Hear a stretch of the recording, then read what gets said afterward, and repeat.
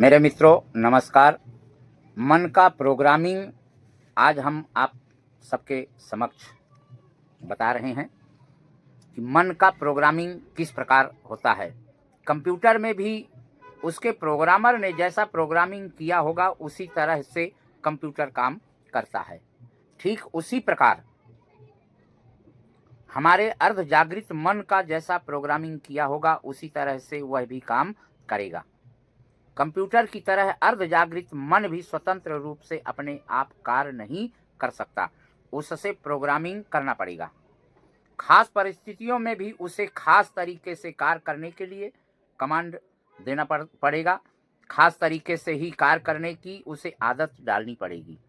आपके इस शक्तिशाली जीन को आदेश देने का अर्थ है उसका प्रोग्रामिंग करना। ये कहिए कि प्रोग्रामिंग का ही दूसरा नाम है आदत। जिस काम के लिए हमारा प्रोग्रामिंग हुआ होगा उसे करने के लिए हमें प्रयास नहीं करना पड़ेगा, वह ऑटोमेटिक हो जाता है। मनोविज्ञान भी कहता है कि किसी भी काम को आप निरंतर 21 दिन तक करेंगे तो 22वें दिन से वह आपकी आदत बन जाएगी। बस यही तो है प्रोग्रामिंग। प्रोग्रामिंग से काम आसान हो जाता है। आप अगर अपने किसी रिश्तेदार के घर हमेशा जिस रास्ते से जाते होंगे उसी रास्ते से ही आप जाएंगे। ऐसा क्यों? क्योंकि हमारा प्रोग्रामिंग ही इस तरह से हो गया रहता है। हमारे हर कार्य के पीछे हमारा प्रोग्रामिंग काम करता है। शिवाजी का प्रोग्रामिंग बहादुरी का था। बिल गेट्स का प्रोग्रामिंग अमीरी का है।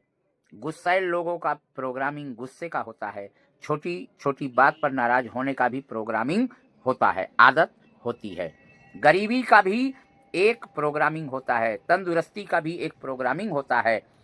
आप आज जो कुछ भी और जैसे भी वह आपके प्रोग्रामिंग का परिणाम है। हम अपने प्रोग्रामिंग के अनुसार काम करते हैं।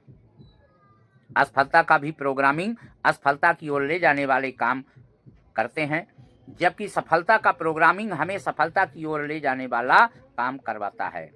आपके सुख दुख का कारण आपका प्रोग्रामिंग ही होता है।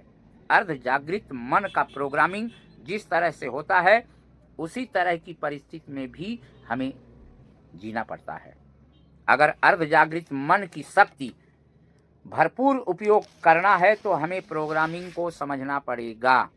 प्रोग्रामिंग दो तरह से होता है, एक अनजाने में होने वाला प्रोग्रामिंग और दूसरा इरादे से किया गया प्रोग्रामिंग। अब अनजाने में होने वाला प्रोग्रामिंग किस प्रकार है? इंसान प्रोग्रामिंग के बारे में कुछ भी नहीं जानता, उसका प्रोग्रामिंग कैसे होता है? तो उसका प्रोग्रामिंग होता है अनजाने में ही। हकीकत में तो हकीकत अधिकांश लोगों का प्रोग्रामिंग अनजाने में ही होता है। यह प्रोग्रामिंग करता है परिवार, दोस्त, शिक्षक, मीडिया और समाज। अपने अक्ल में ही नहीं है। तुझे कुछ भी नहीं आता जैसे वाक्य बराबर सुनने से बच्चे के अर्ध जागृत मन में लघुता ग्रंथि का प्रोग्रामिंग हो जाता है और फिर अर्ध जागृत मन की शक्ति के बारे में आप भी जानते हैं।